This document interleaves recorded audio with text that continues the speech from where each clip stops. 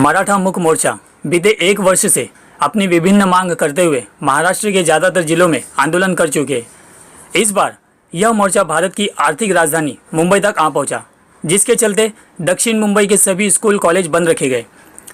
हज़ारों की संख्या में महाराष्ट्र के कोने कोने से मोर्चे में मुंबई आने वालों की संख्या के मद्देनज़र ट्रैफिक नियंत्रण रखने की खातिर रोज़मर्रा के सभी रास्ते बदल दिए गए, जिसके चलते मुंबईकरों को थोड़ी परेशानियों का सामना करना पड़ा।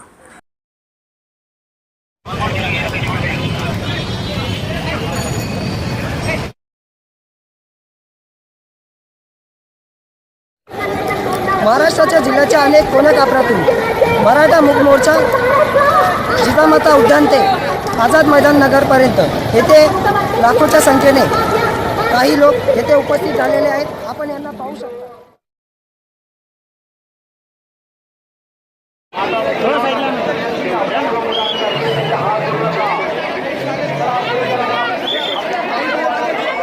सबसे अहम स्वतंत्रता दिवस 15 अगस्त नज़दीक ही है, फिर भी शासन व प्रशासन ने इस मोर्चे की परमिशन दे दी। साथ ही सुरक्षा के पुख्ता इंतजाम बखूबी किए गए।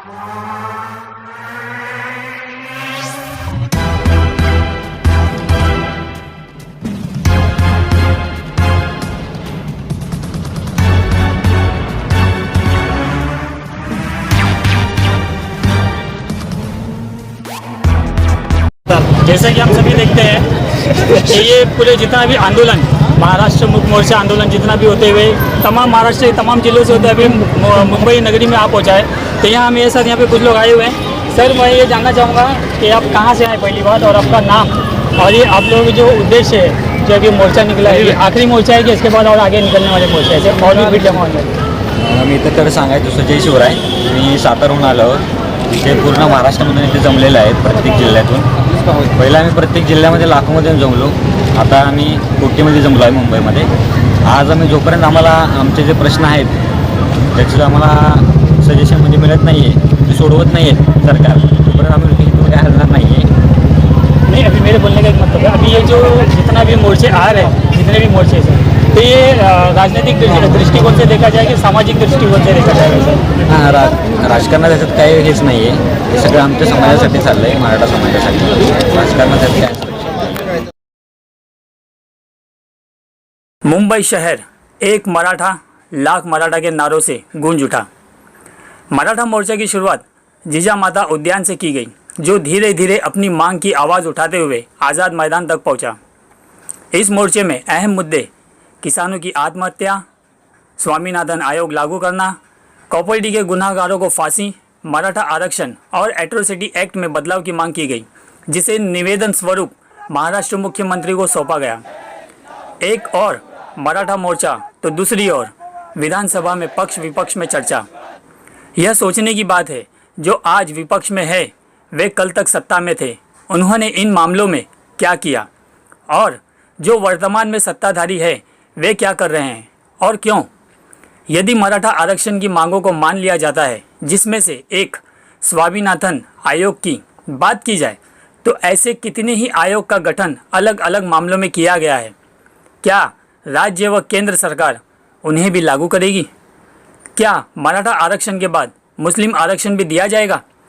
कॉपर्टी मामले में गुनाहगारों को फांसी की सज़ा की मांग की गई है, जो जायज़ भी है, ज़रूरी भी है। महिलाएं हमारे घर की इज्जत है, चाहे वो किसी भी धर्म, मज़हब, जाति से हो। एट्रोसिटी एक्ट में बदलाव भी ठीक है, लेकिन इससे पहले हमें इतिहास के पन्नों को पलटकर देखना भी ज़रूरी है, जिसके प्रमाण वर्तमान में हमें भारत में कहीं ना कहीं दिख जाते हैं, जैसे कि खैलांजी हत्याकांड इत्यादि अनेक उदाहरण है। भारत की अनेकता में एकता है, पहले हम सब भारतीय है। कमलाकर सूर्यवंशी के साथ सैयद असलम, MVW न्यूज़, मुंबई। समाज के बच्चे जो पीछे पड़ते चले जा रहे हैं, और इस शैक्षणिक और इसके बाद जो सामाजिक जो सलोखा है, वो सामाजिक सलोखा भी मराठा समाज का नीचतम स्तर पे जा रहा है। इस कारण इस मांगनी के लिए ये मराठा समाज आज जिले जिले में लाखों में भीड़ रहती थी। लेकिन मुंबई में करोड़ों के लोग यहाँ इकट्ठे होके हम सरकार से एक निवेदन करना चाहते हैं कि अब बस करो कि मराठा समाज की अब हालत पूर्वी जैसी नहीं रही है। अब हमारे समाज के लड़के को मराठा समाज के जो किसान हैं इनकी परिस्थिति निश्चितम स्तर पे जा रही है। आप सरकार यानी कि आपके हक में रहता है, वो आपके अधिकार का उपयोग करो, जल्द से जल्द इसका राजकारण करना छोड़ दो और समाज के लिए उदात्त हेतु रखकर इस समाज को जो आपके हक में जो है वो देना चाहिए। जैसे कि अभी आप सब देख रहे हैं कि महाराष्ट्र के कोने कोने से यहाँ पे लोग जमा हो रहे हैं और निवेदन भी दिया जा चुका है, जिसकी चर्चा विधानसभा में चल रही है। अब उसके निवेदन के हिसाब से उसका निर्णय क्या निकल के आता है ये देखने वाली बात होगी। म्हटले आणि दोन्ही बाजूच्या सदस्यांचं मोर्चातल्या मागण्यांना पूर्णपणे त्या ठिकाणी समर्थन होतं आणि त्या निमित्ताने एक शिष्टमंडळ हे या ठिकाणी भेटायला आलं होतं। सन्माननीय सभागृहाचे नेते चंद्रकांत दादा पाटील असतील, रावते साहेब असतील, काही मंत्री, सन्माननीय विरोधी पक्षनेते सन्माननीय राणे साहेब, तटकरे साहेब आणि काही आमदार आणि काही ज्येष्ठ नेते खालचे सभागृहाचे, अशा सगळ्यांच्या उपस्थितीमध्ये त्या शिष्टमंडळाशी त्या ठिकाणी चर्चा झाली। प्रामुख्यानं ज्या मागण्या होत्या त्या मागण्यांच्या संदर्भात आम्ही त्यांच्या विश्लेषण देखील केलं, सरकारची भूमिका देखील त्या ठिकाणी मांडली आणि काही निर्णय देखील जाहीर केले आहेत, ते मी या सभागृहाला अवगत करू इच्छितो। विशेषतः कोपर्डी प्रकरणाच्या संदर्भात अद्याप निकाल लागला नाही, या संदर्भातला एक आक्रोश होता। त्यात मी त्यांच्या लक्षात आणून दिलं की राज्य सरकारच्या वतीनं श्री उज्ज्वल निकम साहेब यांना आपण वकील नेमलं आणि उज्ज्वल निकम साहेबांनी 5 महिन्यामध्ये 31 साक्षीदार आटपून त्यांचं सगळं साक्ष पुरावे आटपून ही केस पूर्णपणे 5 महिन्यामध्ये क्लोजिंगवर नेली। मात्र आरोपींनी याच्यामध्ये त्यानंतर वेळ काढूपणाचं धोरण अवलंबलं आणि आरोपींचे वकील गैरहजर राहायला लागले आणि त्यामुळे ती केस होऊ शकत नव्हती। म्हणून कोर्टाला विनंती केली आणि कोर्टाने पहिल्यांदा 19,000 रुपयाचा दंड आरोपीच्या वकिलाला केला, दुसऱ्यांदा 2,000 रुपयाचा दंड आरोपीच्या वकिलांना केला आणि ते दंड भरला नाही म्हणून महसुली थकबाकीची वसुली म्हणून वसुली देखील सुरू केली। तदनंतर पुन्हा वेळ काढूपणाचं धोरण म्हणून अनेक लोकांना आता अधिकचा साक्षीदार आम्हाला तपासू द्या अशा प्रकारची अर्ज त्यांनी केला, ज्यात माझ्यासहित अनेक नावं होती, पण कोर्टाने तोही अर्ज नामंजूर केला। त्या कोर्टाच्या निर्णयाच्या विरुद्ध ते उच्च न्यायालयात गेले। माननीय उच्च न्यायालयाने त्यापैकी एक साक्षीदार तपासण्याचे अधिकार दिले आणि बाकी त्यांचं म्हणणं हे नामंजूर केलं। ते सुप्रीम कोर्टात गेले आहे, सरकारनं तिथे कॅव्हिएट दाखल केलाय। हा जो एक आता साक्षीदार तपासायचा आहे त्याकरता 17 तारीख ही मुकर्रर झाली आहे आणि त्यानंतर ही केस निकाली निघेल। त्यामुळे राज्य सरकारच्या वतीनं ज्याचा विशेषत्वाने पाठपुरावा झालाय हे मी त्यांच्या लक्षात निश्चितपणे आणून दिलाय। त्याचप्रमाणे आरक्षणाच्या संदर्भात देखील त्या ठिकाणी चर्चा झाली। मागच्या सरकारनं आरक्षणाच्या संदर्भातला अध्यादेश काढला होता, यावेळी या सरकारनं कायदा देखील केला, पण त्या अध्यादेशावर माननीय उच्च न्यायालयाने स्थगिती दिल्यानंतर आता माननीय उच्च न्यायालयाच्या निर्देशाप्रमाणे आपण त्या ठिकाणी मागासवर्गीय आयोग गठीत करून हे संपूर्ण जे प्रकरण आहे ते मागासवर्गीय आयोगाकडे पाठवलेलं आहे आणि आम्ही आज त्यांना असं आश्वस्त केलं आहे की मागासवर्गीय आयोगाला ही विनंती करण्यात येईल की त्यांनी टाइम बाउंड पद्धतीनं या संदर्भातला आपला रिपोर्ट हा कोर्टाकडे सादर करावा, जेणेकरून या मुद्द्यावर देखील या सभागृहाचं एकमत आहे। कायदा दोन्ही सभागृहांनी एकमतानेच पास केला होता आणि त्या संदर्भातली देखील माहितीही देण्यात आलेली आहे। शिष्यवृत्तीच्या संदर्भात आपण छत्रपती शाहू महाराज योजना सुरू केली आणि या योजनेच्या अंतर्गत आपण 35 कोर्सेस करता ही योजना लागू केली होती। आता असा निर्णय करण्यात आला आहे की सर्व 605 कोर्सेस जे ओबीसीला लागू आहे ते सर्व 605 कोर्सेस आता या योजनेच्या अंतर्गत आपण घेण्याचा निर्णय केलेला आहे आणि त्यासोबत 60% जी अट आपण केली होती ती अट देखील काढून टाकण्याचा निर्णय आता या ठिकाणी करण्यात आलेला आहे। प्रत्येक जिल्ह्यामध्ये मराठा समाजाकरता भूखंड देऊन त्या ठिकाणी 5 कोटी रुपयाची वन टाइम ग्रांट बांधकामाची ग्रांट देऊन वसतिगृह तयार करण्याच्या संदर्भातला निर्णय देखील आज घोषित करण्यात आलेला आहे. ज्याप्रमाणे बार्टी आहे की जी एक संशोधनात्मक संस्था आहे, तशीच सारथी ही मराठा समाजाच्या विविध विषयांवर संशोधन करून त्याच्या योजना तयार करणे या संदर्भातली एक आपण कार्यान्वित करायचा मागेच निर्णय केला होता. त्या संदर्भातलं देखील मी माहिती दिलेली आहे. त्याला ऑफिस देखील आपण दिलेलं आहे, इन्फ्रास्ट्रक्चर सगळं दिलेलं आहे आणि ही देखील आता कार्यान्वित करण्यात आलेली आहे. त्याचप्रमाणे जात प्रमाणपत्र जे आहे ते विशेषतः मराठा कुणबी मराठा अशा वेगवेगळ्या संवर्गामध्ये जात प्रमाणपत्र मिळायला ज्या अडचणी जातात त्याही दूर करण्याच्या संदर्भातले निर्णय घेण्यात आलेले आहेत आणि त्यासोबत सर्व समाजाकरता ब्लड रिलेशन मध्ये व्हॅलिडिटी ही थेट मिळावी याकरता आता राज्य सरकार नियमामध्ये बदल करते आहे. ते अंतिम टप्प्यामध्ये आहे आणि ते बदल झाल्यानंतर त्यातही सुलभता येईल. अण्णासाहेब पाटील आर्थिक विकास महामंडळाला देखील राज्य सरकारने मागच्या कालावधीत पैसा दिलेला आहे आणि कालच केंद्र सरकारकडे आपण एक योजना संमिलित केली होती. अण्णासाहेब पाटील आर्थिक विकास महामंडळाच्या माध्यमातून शेतकऱ्यांच्या 3 लाख मुलांना कौशल्य प्रशिक्षणाच्या संदर्भातली योजना होती. ती योजना काल केंद्र सरकारने मान्य केलेली आहे आणि आता ती योजना अण्णासाहेब पाटील आर्थिक विकास महामंडळाच्या माध्यमातून शेतकऱ्यांच्या मुलांना 3 लाख मुलांना ट्रेनिंग देणे, कौशल्य प्रशिक्षण देणे ही योजना राबवली जाईल. त्यासोबत 10 लाखापर्यंतचं कर्ज व्याज सवलतीच्या माध्यमातून हे अण्णासाहेब आर्थिक विकास महामंडळ त्यातली व्याज सवलत देईल अशा प्रकारचा निर्णय देखील या ठिकाणी घेण्यात आलेला आहे.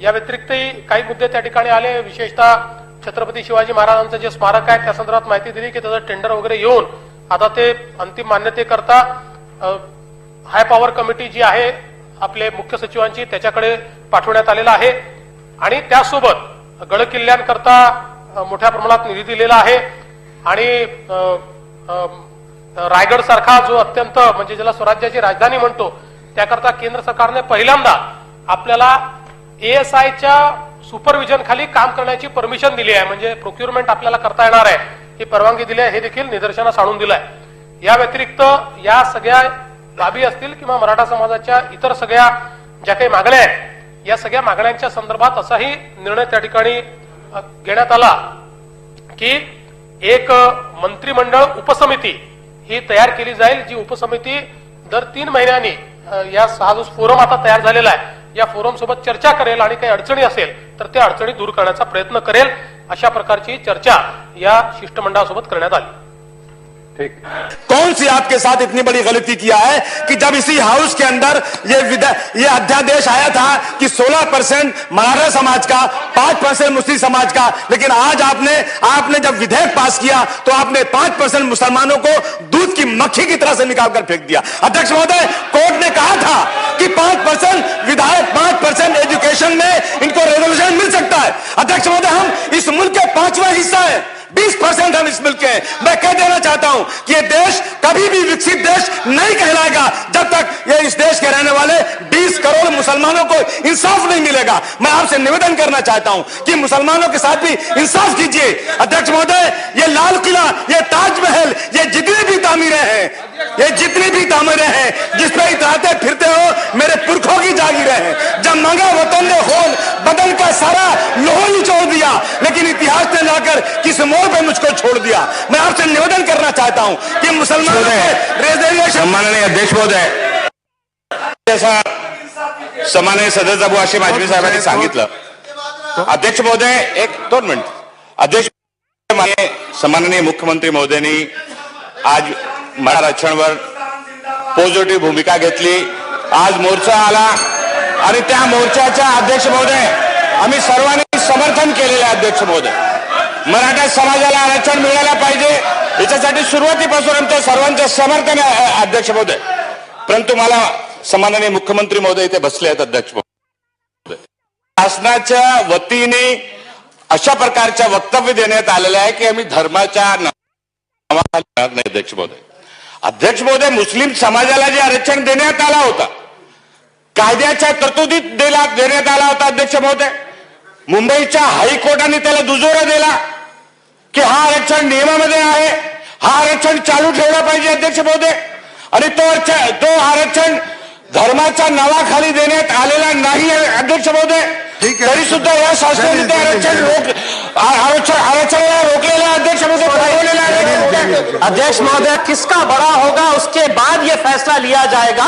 तो क्या आप चाहते हैं कल हमने भी यहाँ पर मोर्चा निकालना चाहिए और हमारी ताकत दिखाना चाहिए? हम आपसे अनुरोध करना चाह रहे हैं, आज मराठाओं के साथ पूरे महाराष्ट्र के मुसलमान आपके ऊपर नजर लगाए हुए हैं कि आप क्या फैसला, आपके कम से कम इरादे क्या है, आपकी मंशा क्या है। अब कुछ देर पहले आपके मुंबई के अध्यक्ष आशीष शेलार साहब ने कहा हर एक की राय समान है। अगर भाजपा तैयार है, सेना तैयार है, कांग्रेस तैयार है, एनसीपी तैयार है, हम तैयार है, ये तैयार है, तो रुकावट किस बात की है मुख्यमंत्री साहब? आज आप मराठाओं का डिक्लेयर कर दीजिएगा, कल मुसलमानों को दे दीजिएगा, एक दिन हम ही इंतजार कर लेंगे, लेकिन कुछ ना कुछ आप अपनी मंशा बताइए। हमें भी बताइएगा कि अगर अदालत में यह मामला अटका हुआ है तो कहां तक गया हुआ है। अध्यक्ष महोदय, हम ये कहना चाह रहे हैं कि मुसलमानों को तो अदालत ने कहा था कि 5% ये रिजर्वेशन एजुकेशन के अंदर रहना चाहिए। मुख्यमंत्री साहब, क्या आप नहीं चाहते हैं कि आपके राज्य के मुसलमान भी पढ़े लिखे